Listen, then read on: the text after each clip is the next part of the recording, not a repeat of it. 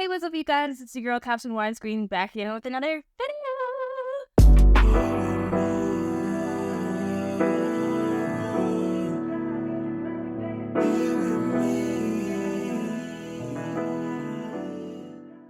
So, we are on the second to last video of the Female Friendship Guide series that I've been doing. I can't believe we're here.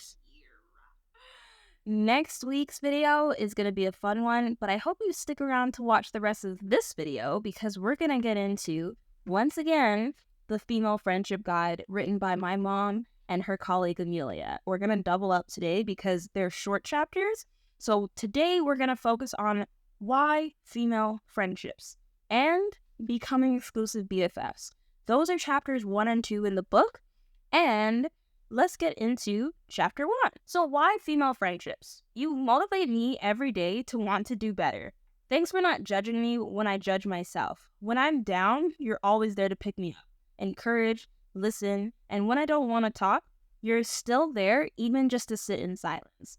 And if that doesn't describe female friendship to a T, wow. So what's so special about female friendship specifically? Because you know how a lot of people like to say, a lot of women like to say, oh, I don't really have a lot of female friends. I don't have a lot of girlfriends because they're just too much work. It's too much drama. There are many aspects of female friendship that make it worth your while. But when you're drawn to people, you're usually drawn because of proximity. So think about your high school, your middle school, your elementary school friends. Think about your uni friends. Think about the people that you meet at work. Those are all people that you know because you all attend the same school, work, etc. Similarities. Those are also another reason that people tend to gravitate towards people and become friends, is you're drawn to people who have similar interests to you, who are thinking similar to you. There's something that makes you feel like, oh yeah, I see me in you. Social approval. We tend to like people who like us back and vice versa. We tend to dislike people who dislike us. It's not for everyone. Some people like people who dislike them. I don't know. Me personally, reinforcement. We tend to favor people who reward us, and we stay away from people who punish us or put us down. Avoiding social isolation. I've been seeing so many older 20-something women who are like me, who say that it's very lonely once you hit the stages post-university, post-college, when you no longer have a reason to hang out. You no longer have a class, an event or something. So you actually have to put time and effort into your friendships, which is why I think this topic is so important, because this is the perfect time to be talking about this. I am literally in the journey of talking with my friends, wanting to hang out, trying to make plans. Everyone's busy all the time, but if you don't make the time and put in the effort to reach out to those friends, hang out with them, do what you need to do, you might end up not having any, because you'll look up one day and you'll be like, wait, when's the last time I spoke to this person? When's the last time I spoke to that person? And all of a sudden, when you reach out, the response might not be as friendly as you thought it would be. Last but not least, cooperation. We prefer those who cooperate with us and dislike those who compete with or frustrate our plans. In other words, if you're not for me or with me, you're against me. To get into the discussion questions for this chapter, what do you feel your female friendships have to offer in your life? Me personally, everything.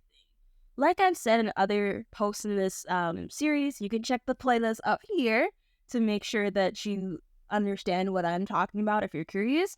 But I think that female friendships have a lot to offer for women in general, because it's a place where you can talk, you can gab, you can have conversations with people who lift you up, who motivate you, who make you feel like you want to become a better person. Because every single time I talk to one of my friends, I just feel so much like, I just want to go tackle the world again, and we're gonna dominate everything, because I love my female friendships.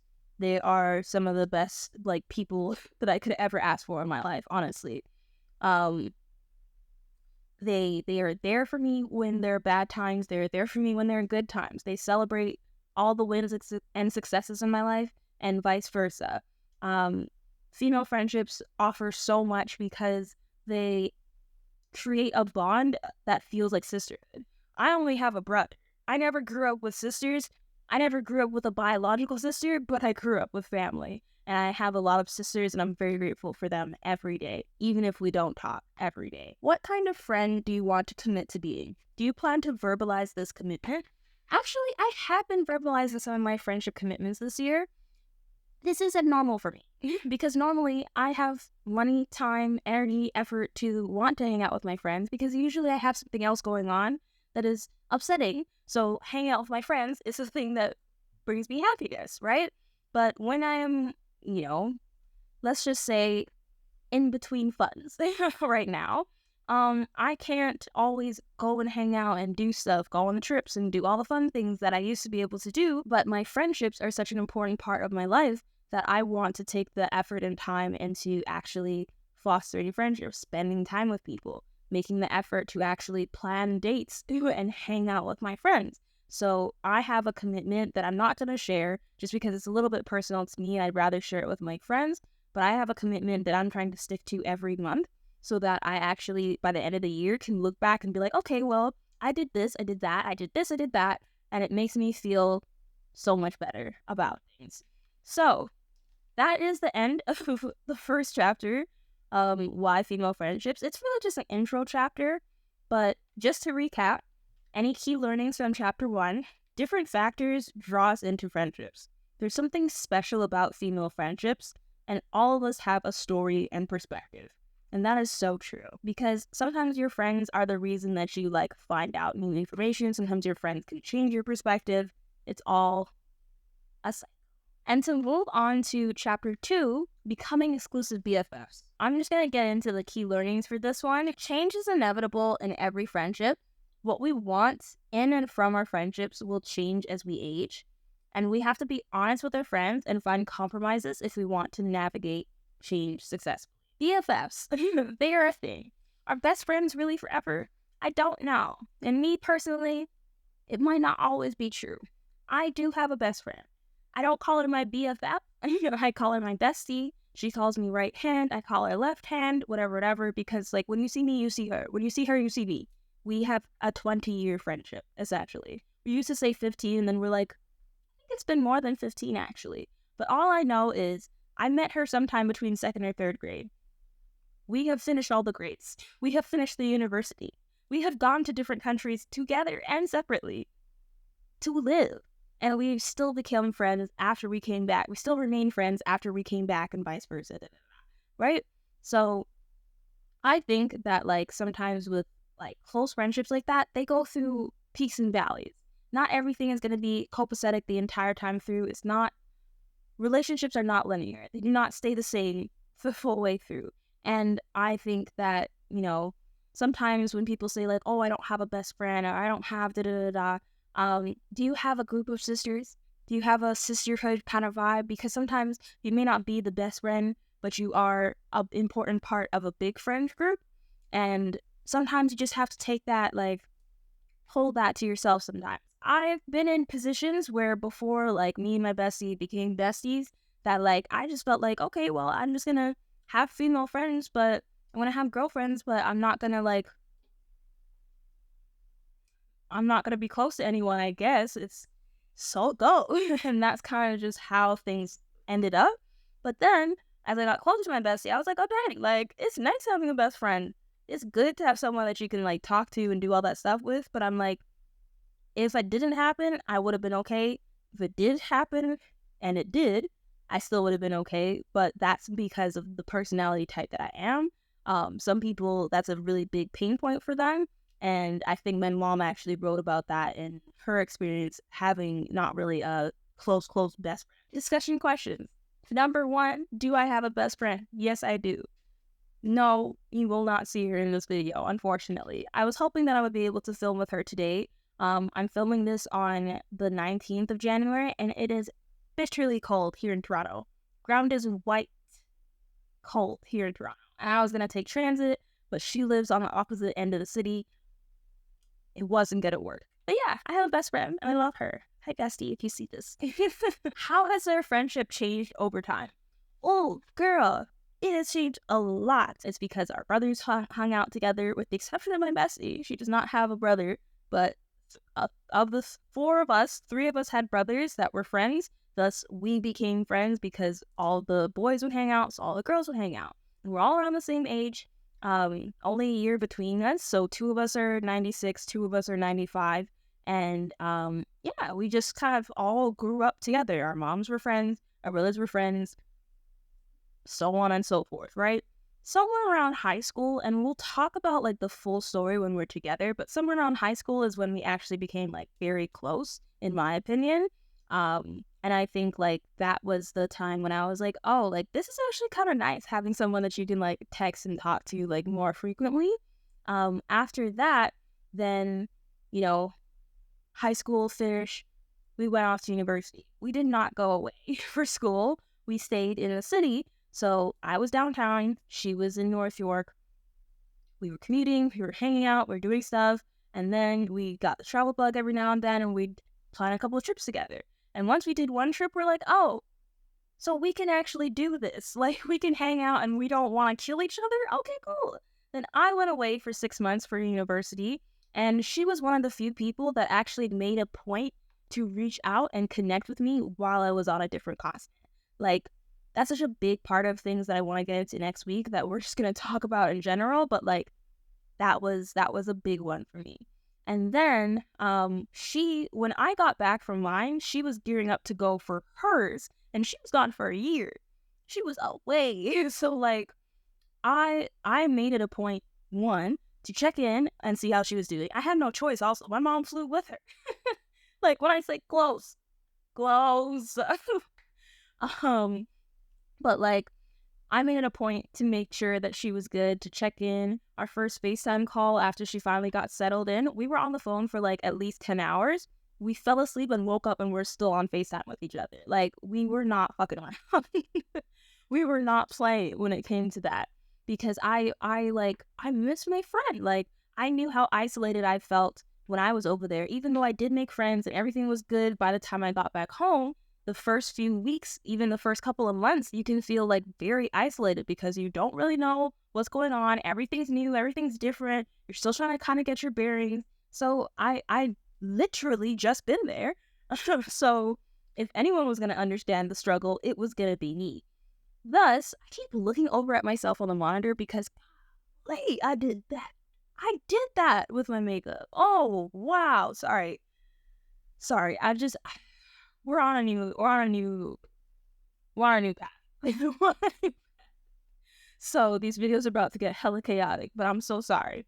So long story short, when she was in her second semester, I started looking at flights, and I was like, okay, how much does it cost to get over to Europe? When can I go? What's a good time? And she was like, well, I'm not really sure yet. I haven't gotten my exam schedule, And I was like, okay, no problem. Then I saw a flight deal, and I was like, I'm just gonna book it. I know you probably have exams, but I'm just going to book it and like, we'll figure it out. And I booked it, and then I flew over there. Like I said, been there for a whole year. I had just gotten back from my own respective 6-month student exchange, and she was there for a year. So I spent time saving up my little coins because I knew that I wanted to go and visit her.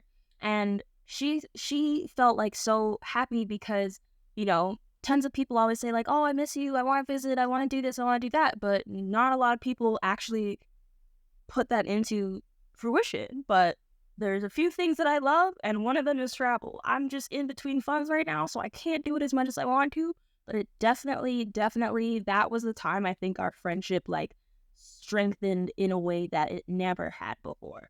And so to this day, like, we were just on FaceTime last night while I was doing my nails, and like, we just feel motivated by each other. We have a lot of similarities. We have a lot of things that we are in proximity to. We never went to the same school though. We went to the same church, but we never went to the same school.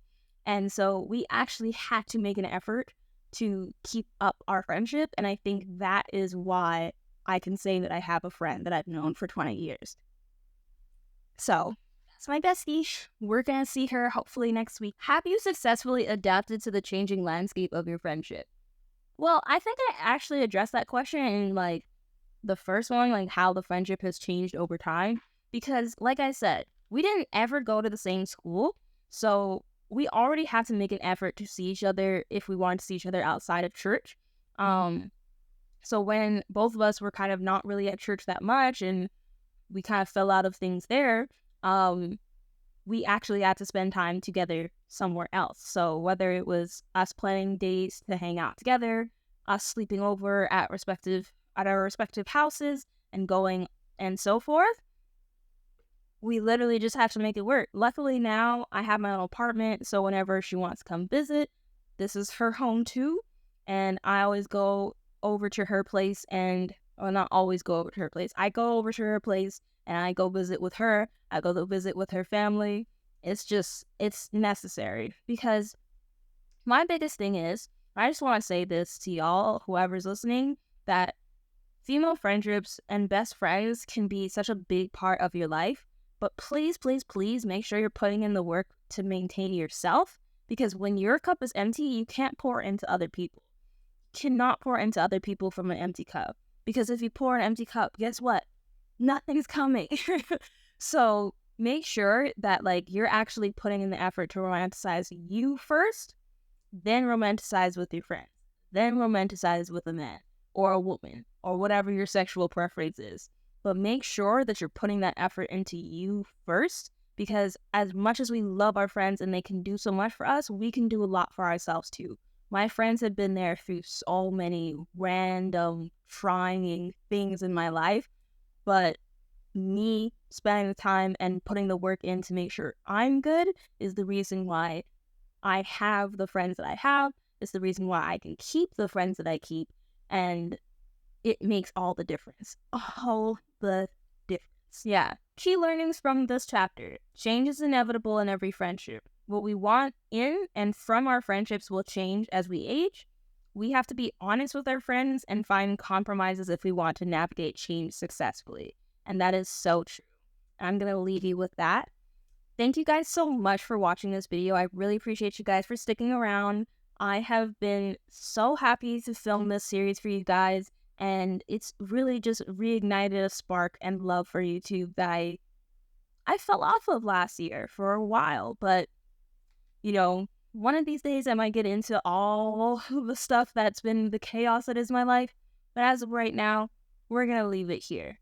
Thank you guys again for watching. I hope you guys enjoyed the video.